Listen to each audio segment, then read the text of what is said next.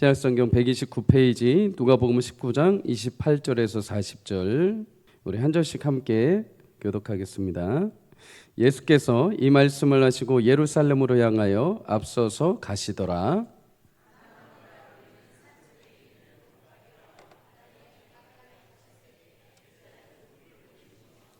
이르시되 너희는 맞은편 마을로 가라. 그리고 들어가면 아직 아무도 타보지 않은 나귀 새끼가 매어 있는 것을 보리니 풀어 끌고 오라. 만일 누가 너희에게 어찌하여 푸느냐 묻거든 말하기를 주가 쓰시겠다라 하시매 보내심을 받은 자들이 가서 그 말씀하신 대로 만난지라. 나귀 새끼들을 풀 때에 그 임자들이 이르되 어찌하여 나귀 새끼를 푸느냐 대답하되 주께서 쓰시겠다 하고 그것을 예수께로 끌고 가서 자기들의 겉옷을 나귀 새끼 위에 걸쳐놓고 예수를 태우니 가실 때에 그들이 자기의 겉옷을 길에 펴더라. 이미 감람산 내리막길에 가까이 오심에 제자의 온 무리가 자기들의 본 바 모든 능한 일로 인하여 기뻐하며 큰 소리로 하나님을 찬양하여 이르되 찬송하리로다. 주의 이름으로 오시는 왕이여 하늘에는 평화요 가장 높은 곳에는 영광이로다 하니 무리 중 어떤 바리새인들이 말하되 선생이여 당신의 제자들을 책망하소서 하거늘 함께 읽습니다. 대답하여 이르시되 내가 너희에게 말하노니 만일 이 사람들이 침묵하면 돌들이 소리 지르리라 하시니라. 아멘. 오늘 본문을 가지고 예루살렘을 향하여라는 제목으로 말씀을 나누겠습니다. 오늘 본문은 예수님의 최종 목적지이신 예루살렘, 이제 예루살렘으로 입성하시는 장면이 담겨 있습니다. 전에도 예수님이 예루살렘에 종종 이렇게 예루살렘을 방문하신 적이 있습니다. 하지만 이제는 조금 다릅니다. 이번에 예루살렘에 오르신 것은 십자가에서 죽으시기 위함이죠. 다시는 이제 돌아갈 수 없는 길입니다. 오늘 이 장면을 통해서 예수님 통해 그리고 예수님 주변에 있던 몇몇 인물들을 통해 주시는 은혜를 함께 나눠보려고 합니다. 먼저 28절을 우리 함께 읽습니다. 시작. 예수께서 이 말씀을 하시고 예루살렘을 향하여 앞서서 가시더라. 아멘. 먼저 성경이 이렇게 말합니다. 예수님이 예루살렘을 향하여 앞서서 가셨다. 여러분, 예수님은 늘 앞서 가시는 분인 줄 믿습니다. 가면 돌아올 수 없는 길입니다. 십자가 죽음이 예루살렘에서 예수님을 기다리고 있습니다. 그럼에도 예수님 끌려가시거나 마지못해 가지 않으셨습니다. 제자들에게 등 떠밀려 가시지 않습니다. 오히려 제자들과 무리들 앞에서 늘 앞장서 가셨습니다. 여러분, 그 이유가 있죠. 예루살렘 그곳에서 자신이 지셔야 될 십자가 사명이 있음을 아시기에 예수님은 늘 언제나 앞장서 가셨습니다. 여러분, 예수님이 이 땅에 사역하시는 동안에 제자들보다 늘 앞장서서 이끌어 가셨습니다. 한 번도 주저하시거나 멈추신 적이 없습니다. 길을 잘못 가신 경우도 없습니다. 십자가 죽음을 기다리는 예루살렘마저도 회피하지 않고 앞장서 가셨습니다.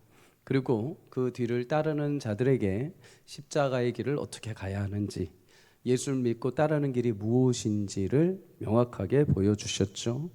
사랑하는 여러분, 예수님처럼 주저하지 않고 억지가 아니라 등 떠밀려 가는 게 아니라 자원하는 마음으로 앞장서서 주의 길을 걸어갈 수 있기를 주의 이름으로 축복합니다. 여러분, 예수님이 앞장서 가셨다는 거 우리에게 큰 위로와 소망이 됩니다. 여행을 갈 때 여러분 목적지를 잘 알고 그곳의 지리를 잘 아는 사람이 이끌어가면 뒤따라가는 사람 굉장히 편합니다. 이곳에 뭐가 있고 어디가 맛집이고 어디가 멋진 절경이 있는지를 잘 아는 사람 뒤만 따라가도 여러분 맛있는 거 먹고 경관 잘 볼 수 있습니다. 그런데 앞서가는 사람이 잘못 가게 되면 그 뒤따르는 사람 여행이 모두 망치게 되죠.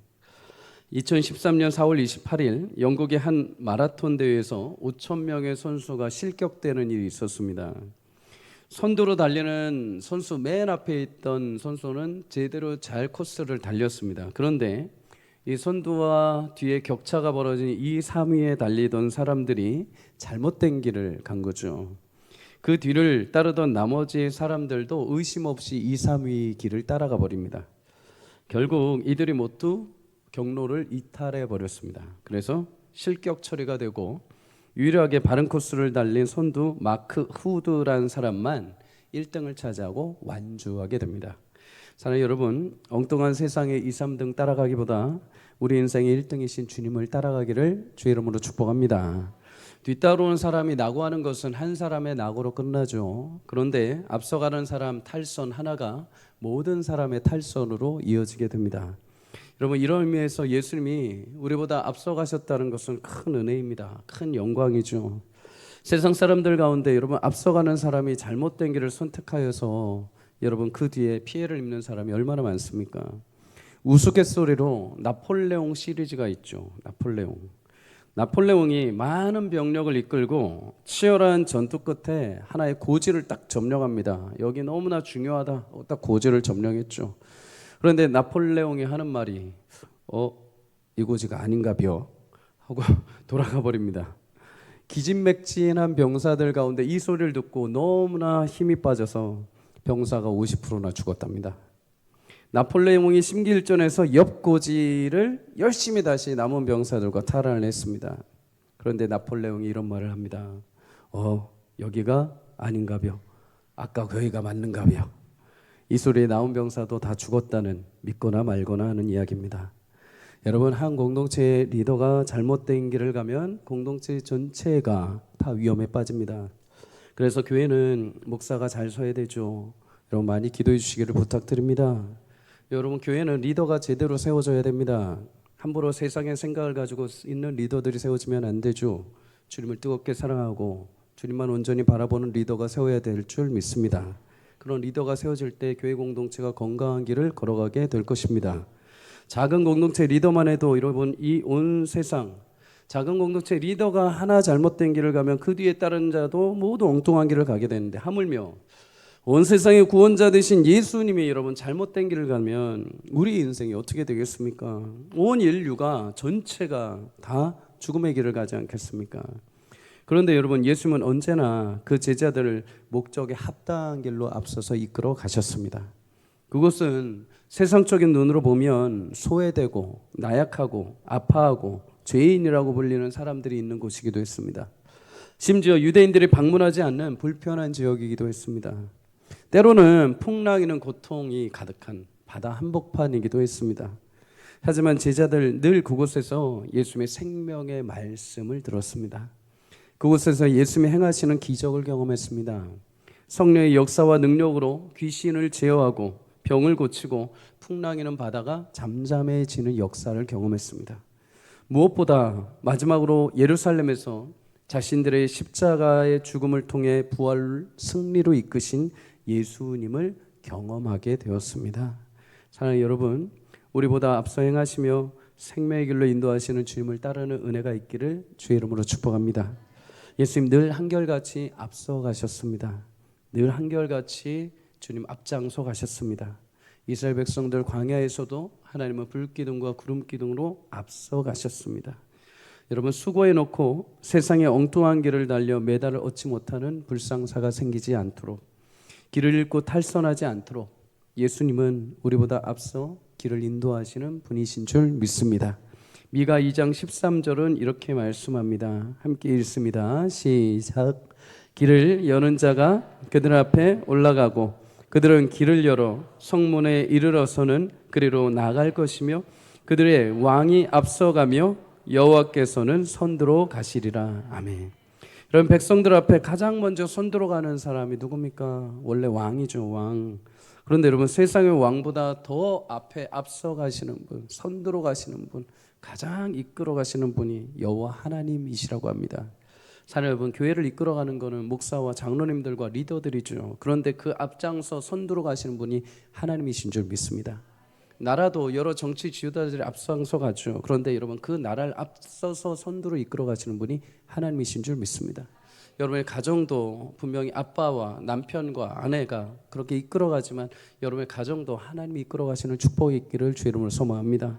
여러분의 사업장, 여러분의 학교도 학교 교사가 여러분의 어떤 사업장의 직장의 사장이 또는 리더가 이끌어가지만 그보다 앞서서 이끌어가시는 하나님이 있으심을 믿으시기를 축복합니다. 주님의 인도하심을 따라 걸어갈 때 우리 삶의 귀한 결실들이 맺어질 줄 믿습니다. 여러분 그렇게 예루살렘에 입성하시는 예수님, 그렇다면 생각해 보십시오. 무엇을 타야 할까요? 요즘으로 따지자면 이제 사실 예수님 정도 되시면 좋은 차를 타고 이렇게 경호를 받으며 가셔야 되지 않겠습니까? 근데 오늘 성경은 굉장히 놀랍고 충격적인 이야기를 합니다. 예수님이 예루살렘 입성하시는데 어린 나귀를 타고 들어가십니다. 감람원은 예루살렘에서 1km 정도 떨어져 있는 곳입니다. 감람원은 예수님이 나중에 부활하시고 승천하신 장소이기도 하죠. 그런데 이곳에서 예수님이 제자들에게 말씀하십니다. 제자 2명을 태우셔서 마을 건너편으로 가서 어린 나귀 새끼를 풀어서 끌고 와라 라고 말하시죠. 그리고 나귀 새끼를 타고 예루살렘으로 입성하십니다. 여러분 그렇다면 왜 예수님은 굳이 그것도 나귀의 어린 새끼를 타고서 들어가셨을까요?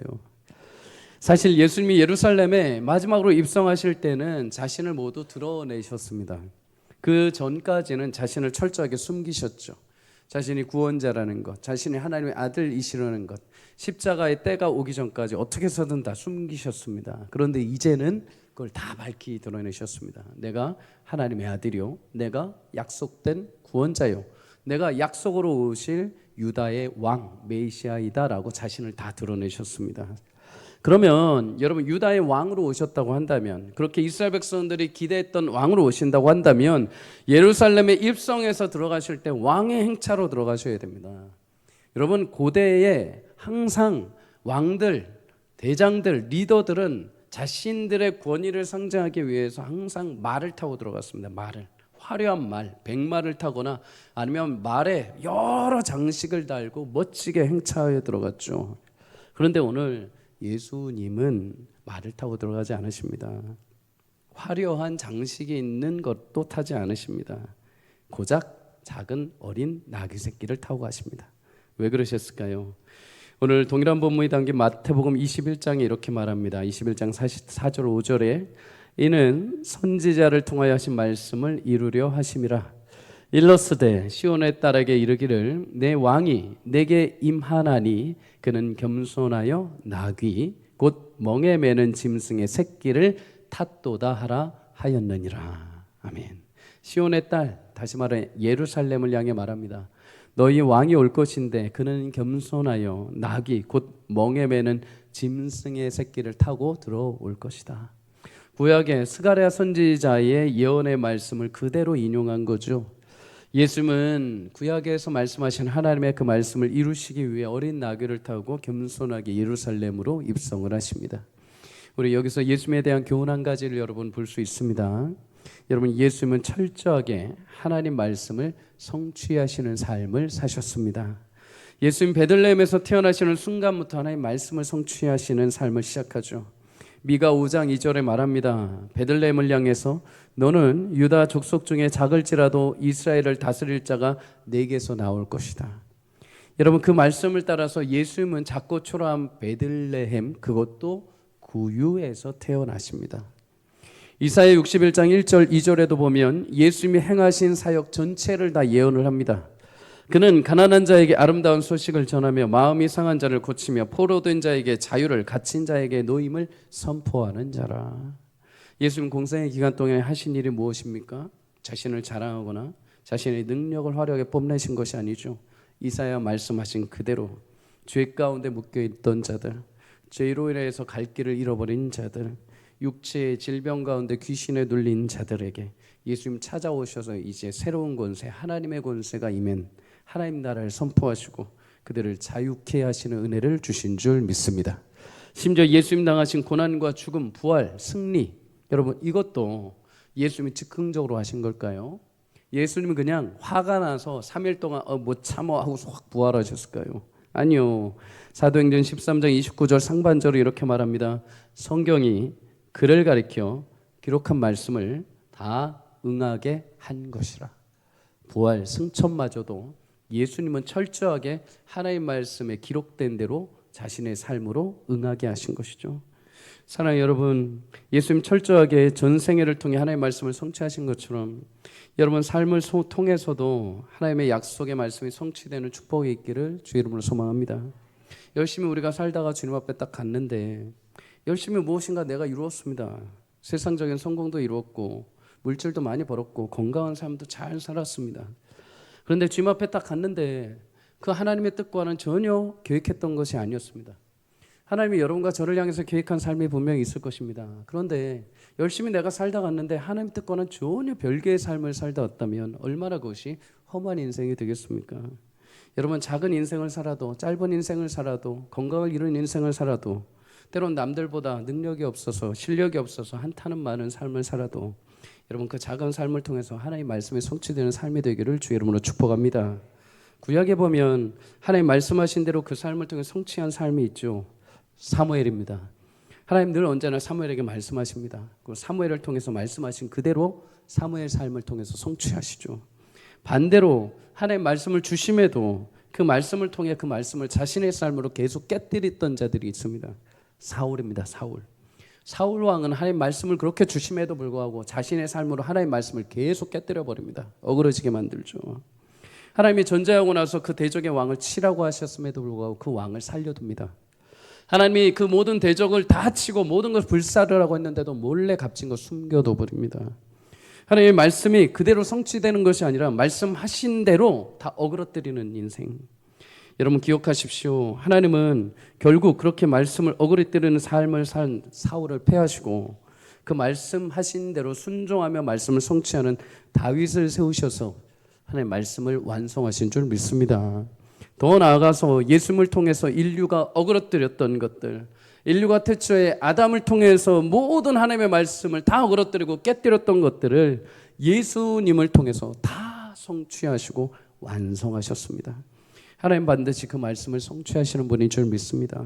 여러분과 저의 삶에 하나님 찾아오셔서 하나님 말씀하심으로 여러분 그 말씀이 여러분 삶에서 성취되는 놀라운 축복이 있기를 주의 이름으로 소망합니다. 예수님은 겸손하셔서 어린 나귀 새끼를 타고 입성하셨다라고 말하죠. 그런데 예수님의 입성에는 크게 오늘 굉장히 많은 적용점이 있지만 세 부류 존재만 보도록 하겠습니다. 세 부류의 존재의 순종함이 보이고 있습니다. 첫 번째는 두 명의 제자들입니다. 30절에서 31절 함께 보도록 하겠습니다. 시작. 이르시되 너희는 맞은편 마을로 가라. 그리로 들어가면 아직 아무도 타보지 않은 나귀 새끼가 메어 있는 것을 보리니 풀어 끌고 오라. 만일 누가 너에게 어찌하여 푸느냐 묻거든 말하기를 주가 쓰시겠다라. 아멘. 여러분, 이 말씀은 우리가 성경을 이렇게 앉아서 읽으니까 굉장히 쉬워 보이죠. 근데 이 말씀을 들은 제자들은 얼마나 당황스럽겠습니까? 건너편 마을 어딘지 잘 모릅니다. 그냥 그 마을로 가서 어린 나귀를 끌고 오라고 합니다. 어느 집에 어린 나귀가 있는지도 모릅니다. 집집마다 찾아다녀야 하는 수고도 발생할 수 있습니다. 심지어 묶여있는 거 그냥 아무 말도 하지 말고 그냥 풀어오라고 합니다. 누가 묶거든 그냥 주가 쓰시겠다 하고서 데려오라고 합니다. 자칫 잘못하면 도둑으로 몰릴 수 있습니다. 그런데 오늘 제자들은 어떻게 합니까? 32절에 34절에 보면 말씀하신 대로 갑니다. 가서 하나님 말씀하신 대로 가니까 그 어린 낙에 메어 있는 것을 만나게 됩니다. 그리고 말씀하신 대로 주께서 쓰시겠다 말합니다. 말씀하신 대로 말하니까 그 주인들을 그냥 풀어서 줍니다. 그리고 어린 나귀를 예수님께 이끌어오죠. 여러분 어떻게 이렇게 당당할 수 있을까요? 용기가 있는 것일까요? 이유는 단 하나입니다. 여러분 이 두 사람은 그냥 어린 나귀를 찾아 헤맨 자들이 아닙니다.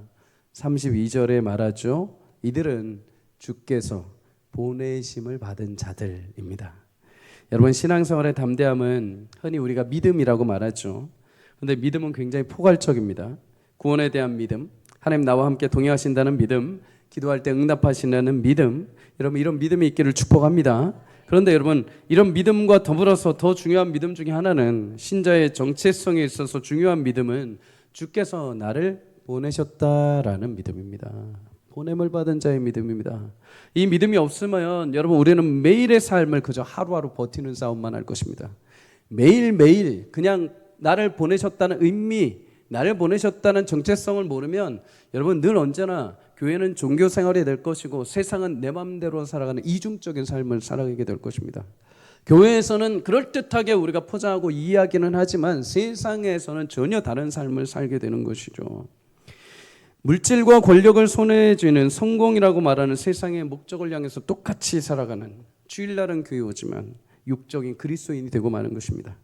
여러분, 그러나 주께서 나를 구원하시고 내 삶의 자리로, 나의 가정으로, 나의 직장으로, 나의 교회로, 나의 학교로 보냄을 받은 자라는 사실을 깨닫게 될 때 삶의 의미가 달라지게 됩니다. 그 순간부터 나의 처지, 환경, 나의 실력, 나의 솜씨는 더 이상 내 삶을 제한하는 것이 아니라, 한탄하게 만드는 것이 아니라, 후회하게 만드는 것이 아니라 장애물이 되지 않습니다. 보냄받은 자의 목적은 자신을 증명하는 데 있지 않기 때문입니다. 보냄받은 자의 목적은 자신의 실력을 증명하는 데 있지 않기 때문입니다. 오직 그를 보낸 자의 말씀을 성취하는 것에 있습니다.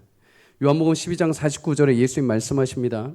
내가 내 자의로 말하는 것이 아니요 나를 보내신 아버지께서 내가 말할 것과 이룰 것을 친히 명령하여 주셨다.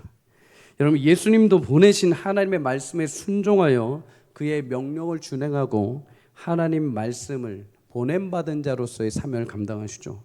그리고 요한복음 20장 21절에 예수님 우리에게 중요한 말씀을 하십니다. 아버지께서 나를 보내신 것 같이 나도 너희를 보내노라. 사랑하는 여러분, 여러분의 인생이 주께 보내심을 받은 인생이 되시기를 주의 이름으로 축복합니다. 보냄받은 자의 인생은 아무리 작은 일도 결코 하찮은 일이 될 수 없습니다. 보냄받은 자들이 한 것은 여러분 고작 가서 나귀 새끼 한 마리 끌고 오는 것이죠. 여러분, 인생으로 보자면 전혀 불필요한, 전혀 유익하지도 않고 쓸모없는 일에 불과합니다. 그런데 여러분, 우리가 보기에는 낙이 풀고 오는 것 가장 쓸모없는 일 같이 보일지 모르지만 그것을 명령하신 분이 예수님이십니다. 그에게 예언하신 말씀을 이루시기 위한 귀한 필요를 얻기 위해서 보내신 자가 예수 그리스도이십니다. 여러분 삶을 하찮게 여기지 마시기를 주의 이름으로 축복합니다. 나는 작고 내 바운더리는 작고 나의 실력은 약할지라도 여러분을 보내신 자가 만유의 주요 온 땅의 주관자이십니다. 그분이 나를 보내셨다는 사실을 안다면 내 삶의 관점과 삶의 모습이 달라지게 되죠. 권미나라는 사모님이 계십니다. 요금방 교회에서 시무하고 계셔요. 근데 사실 원래 목회를 하지 않으시고 그 전에 말레이시아에서 선교 사역을 하셨던 분입니다. 말레이시아에서 선교 사역할 때 사실 덥기도 하죠. 사역의 반경이 막 크지도 않습니다. 그리고 또 이제 사모가 되다 보니까 이제 말도 잘 통하지 않고 남편이 사역을 하고 본인은 이제 사실 집에서 이제 타국 땅에서 할 많은 것들이 없죠. 공허한 시간을 보낼 수도 있고 또 내게 주신 시간을 또 헛되게 보낼 수도 있습니다. 무료한 시간을 보낼 수도 있습니다. 그런데 이때 이 사모님에게 문득 하나 떠오른 생각이 있었습니다. 그것이 무엇이냐? 자녀가 6명이거든요. 뭘 놀라십니까? 기본 셋 넷은 돼야죠. 자녀가 6명인데 내가 사명이 있다. 우리 자녀들을 말씀으로 양육해야겠다. 그래서 아마 303 목요일 날 우리 가신 분들은 이 간증을 들으셨을 거라고 생각이 됩니다. 자녀들을 이제 그 집에서 말씀으로 암송시키며 훈련시키기 시작을 합니다. 6명의 자녀들을 철저하게 말씀으로 훈련시킵니다. 그리고 이제 돌아와서 목회사역을 하면서 이제 간증을 하는데 자기가 거기에서 유일하게 하나 한 것이 무엇이냐? 하나님 주신 사명 성취한 것이 무엇이냐? 내 자녀 6명을 하나님의 제자로 삼았다는 것입니다. 사랑하는 여러분, 주께 보냄받은 자들의 인생 결코 낭비되지 않습니다. 내가 있는 그곳의 시간과 체력과 열정 낭비한 것처럼 보일지 모르지만 여러분, 낭비를 하더라도 그것은 거룩한 낭비입니다. 여러분, 거룩한 낭비, 그거는 거룩한 낭비가 되는지 모르지만 인생 낭비 절대 되지 않습니다. 여러분, 삶의 매 순간마다 하나님 나를 보내셨다는 사실을 기억하며 늘 언제나 삶의 여정 속에 하나님의 일을 이루어갈 수 있기를 주의 이름으로 축복합니다. 두 번째 부류가 있습니다. 바로 나귀의 주인들입니다. 33절에 보면 여러분 나귀 새끼를 풀고 있는 제자들을 향해서 그 임자들이 주인들이 말하죠. 왜? 당신들 왜 마음대로 나귀 새끼의 끈을 풀고 있습니까? 이에 제자들이 말합니다. 주가 쓰시겠습니다. 여러분, 이 말을 듣고 주인들이 나귀 새끼를 보냅니다. 여러분, 이 말은 주가 쓰시겠다, 이 말은 어떤 세뇌시키는 말일까요? 아니면은 이 말을 들으면 마치 머리가 감각이 마비가 돼서 그냥 가져가십시오 이렇게 될까요? 그러지 않죠. 역사적으로 보면 이들은 스가랴 예언의 말씀을 모두 다 어느 정도 알고 있었습니다. 그들은 메시아를 기대했던 자들이죠. 얼마든지 예비되신 분이 오신다면 어린 나귀를 타고 들어오실 것이다. 그래서 그런 분이 와서 쓰겠다고 하신다면 얼마든지 자신의 것을 다 내어드릴 준비를 하고 있던 사람들이기도 합니다. 그럼에도 불구하고 여러분, 한 가지 생각해야 할 것이 있죠. 여러분, 이 나귀는 굉장히 유용한 짐승입니다. 이 나귀는 여러분 귀하게 잘 훈련시켜서 앞으로 밭을 갈 수도 있고 짐을 실을 수도 있고 사람을 태울 수도 있습니다. 그럼에도 그냥 풀어서 가는데 어느 주인이 내어줄 수 있겠습니까? 요즘으로 따지자면 여러분 렌트비라도 받아야 되지 않겠습니까? 하루면은 한 60데나리온입니다. 하고서 책정하고 보내야 되지 않겠습니까? 그런데 이들은 그냥 보냅니다. 사랑하는 여러분, 주가 쓰시겠다 하면 기쁨으로 드릴 수 있기를 주의 이름으로 축복합니다. 교회에서 섬기면서, 교회에서 봉사하면서 하나님 앞에 자꾸 렌트비 받으려고 하지 마십시오. 교회에서 자꾸 하나님의 일을 봉사하면서 자꾸 렌트비 생각하지 마십시오. 여러분, 33절에 나귀의 현실적인 임자, 곧 주인들 말하죠. 이 주인들에게 두 제자가 이렇게 말합니다. 주가 쓰시겠다. 다시 말해, 여러분, 여기서 주인이 2명 나옵니다. 나귀의 주인이 나오죠. 근데 또 한 명의 주인이 나옵니다. 주가 쓰시겠다. 여러분, 여기서 말하는 주, 로드, 우리 주님, 이 주인은 온 우주 만물의 주인이십니다. 그 나귀의 진짜 주인께서 쓰시겠다라고 말하니까, 진짜 주인이 나타나서 쓰시겠다고 하니까 잠시 맡고 있던 주인들이 진짜 주인께 자신의 나귀들을 드린 것입니다. 여러분, 나의 시간, 건강, 물질, 재능 모두 주의 것입니다. 주님이 내게 맡겨주신 것이죠.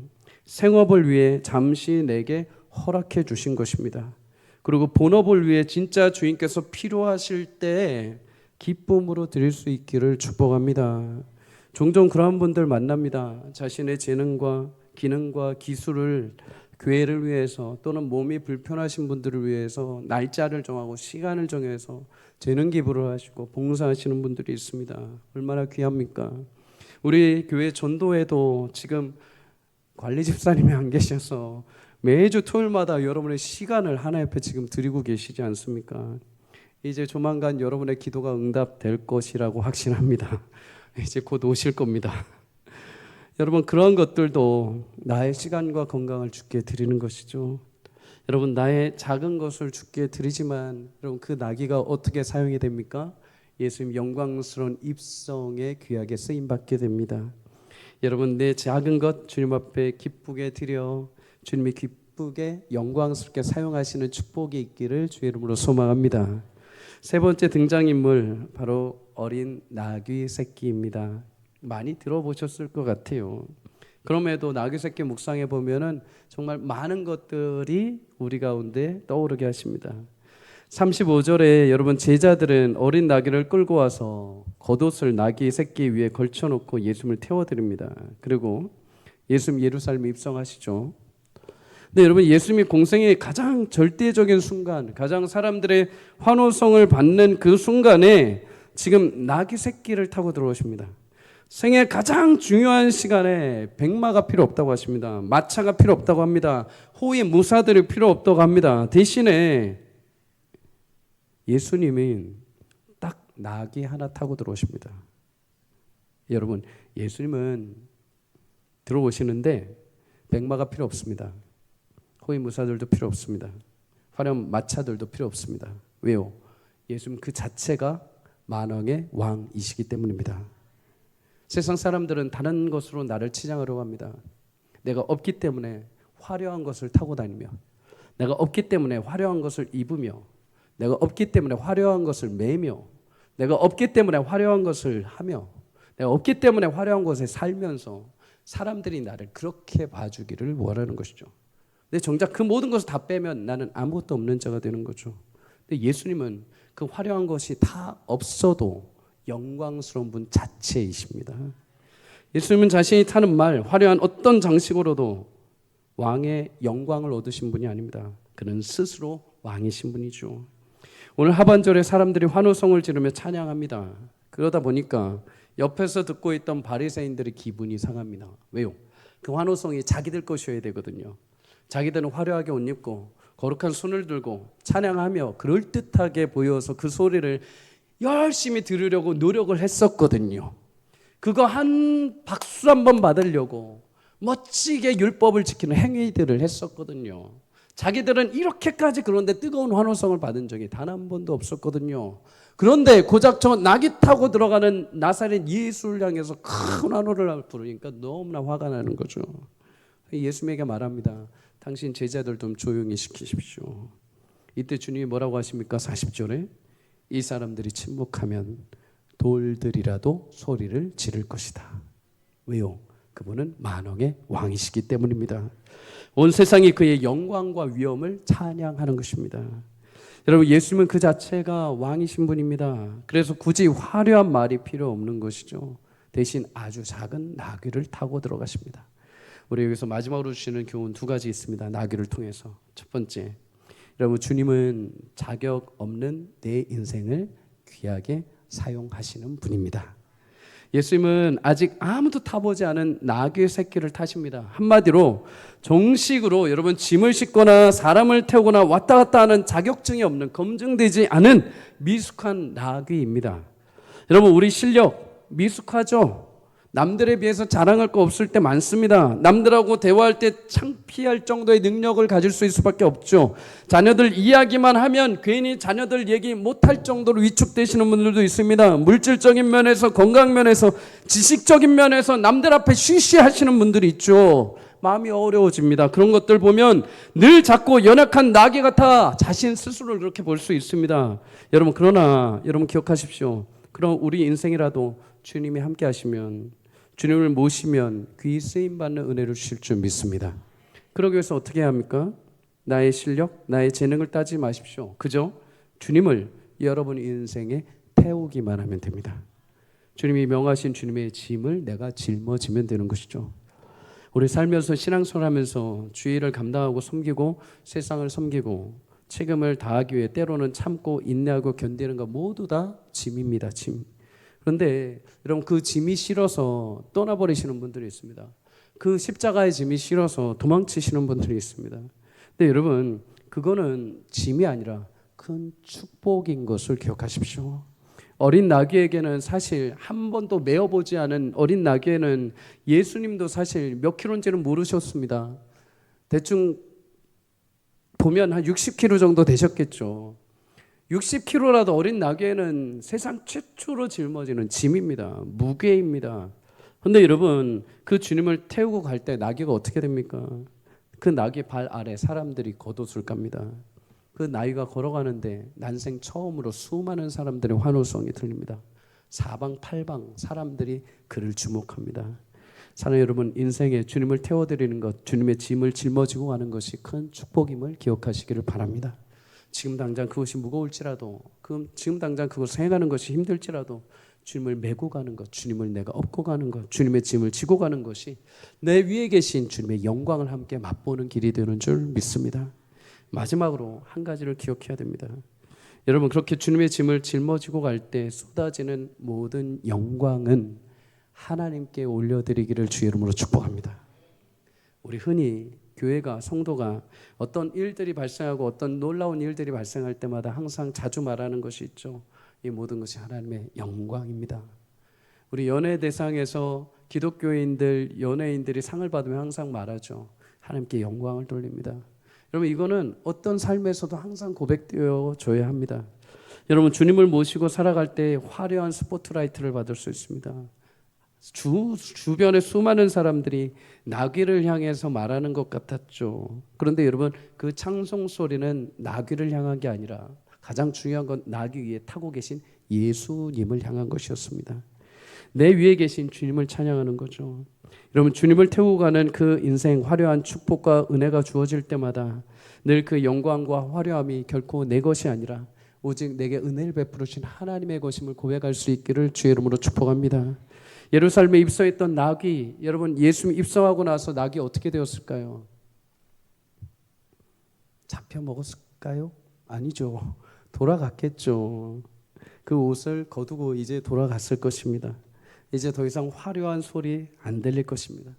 이제 그는 맨 땅으로 자신의 길을 뚜벅뚜벅 짐을 메고 가야 했습니다. 여러분, 우리는 주님이 나와 함께 하실 때만 축복을 누리게 됩니다. 주님의 짐을 짊어질 때만 주의 영광을 함께 맛볼 수 있는 것입니다. 여러분, 그 영광이 주어질 때마다 하나님의 은혜입니다, 주님과 함께 하시는 은혜입니다 라고 고백할 수 있기를 주의 이름으로 축복합니다. 주님의 짐을 내가 짊어지지만 주의 영광을 받습니다. 코리텐 붐 여사라는 분이 있습니다. 이 여인은 사실 네덜란드 출신입니다. 네덜란드에서 전도자 역할을 했던 분입니다. 2차 세계대전 중에 여러 핍박들이 있을 때 유대인을 숨겨주어야 한다는 아버지의 신앙관을 물려받아서 800여 명의 유대인들을 숨겨주게 됩니다. 2차 대전 끝날 때쯤 말미에, 그런데 게슈타포라는 나치 경찰에게 체포됩니다. 온 가족이. 그래서 온 가족이 유대인을 도왔다는 이유로 체포되어서 아버지는 수용소에서 열흘 만에 숨을 거두게 됩니다.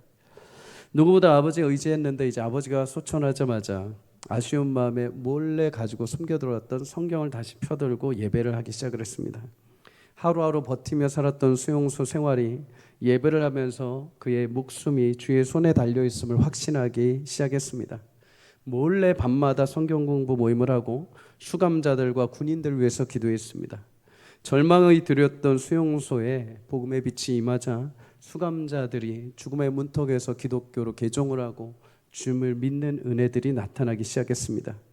기적적으로 석방된 이후에 이 여인은 전쟁에 상처를 입었던 사람들 위해서 재활센터를 만듭니다.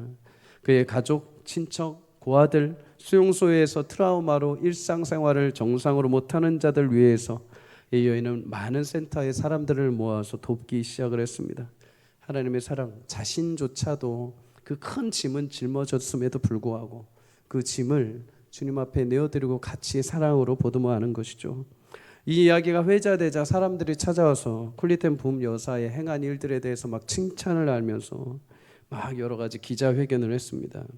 그때 이 여인이 그 기자의 한 장면에 이렇게 이야기를 했습니다. 예수님이 나는 한 것이 아무것도 없습니다. 나는 그저 사람들을 예수님께 데리고 간 나귀에 불과합니다. 여러분, 800명이란 영혼을 살리는데 자신은 그저 그 수많은 인생의 고초와 짐을 그냥 예수님을 위해서 나는 나귀처럼 가지고 간 것밖에 없다라고 고백을 합니다. 사랑하는 여러분, 우리도 그런 인생을 살기를 주의 이름으로 축복합니다. 여러분, 그것이 우리 가운데 고된 짐처럼 보이지만 그것이 주님이 함께 하시는 생명을 낳는 영광스러운 길이 되게 하실 줄 믿습니다. 그 길을 걷는 자들과 주님이 늘 함께 동행해 주실 줄 믿습니다.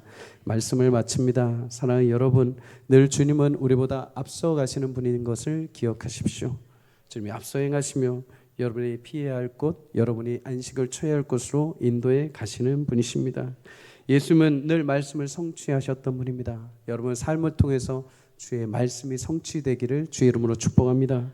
여러분, 예수님이 예루살렘에 들어갔는데 세 부류의 존재가 있었습니다. 말씀 앞에 순종했던 제자들, 보냄을 받은 자들입니다. 여러분, 오늘 예배를 통해서 이제 예배가 끝난 이후에 여러분 삶의 자리로 보냄을 받는 것을 기억하시기를 바랍니다. 여러분 삶에서 보냄받은 자로서의 하나님의 놀라운 영광이 드러나기를 축복합니다. 또 한 가지, 주님을 위해서 자신의 나귀를 내어드렸습니다. 여러분, 우리 건강과 내 것들 다 진짜 주인이 계십니다. 그 주인을 위해서 마음껏 쓰기를 주의 이름으로 축복합니다. 마지막으로 여러분, 하나님께서 오늘도 우리 가운데 허락하신 작고 연약한 나귀와 같은 내 인생이랄지라도 주님 그 위에 올라타시면 우리 영광스럽게 사용될 줄 믿습니다. 우리 교회 하나님께서 이곳 가운데 성전에 임재하셔서 비록 우리가 연약하고 보잘것없을지라도 주를 위해서 귀하게 쓰임받는 교회가 되기를 주의 이름으로 축복합니다. 여러분의 인생도 마찬가지입니다. 여러분의 삶을 너무나 한탄하지 마십시오. 주님의 짐을 지고 주님을 모시고 가는 그 인생에 영광스러운 찬송과 기쁨이 흘러넘치게 하시는 삶이 될 줄 믿습니다. 그런 삶을 우리가 한 주 동안에 살아가기를 주의 이름으로 간절히 축복합니다.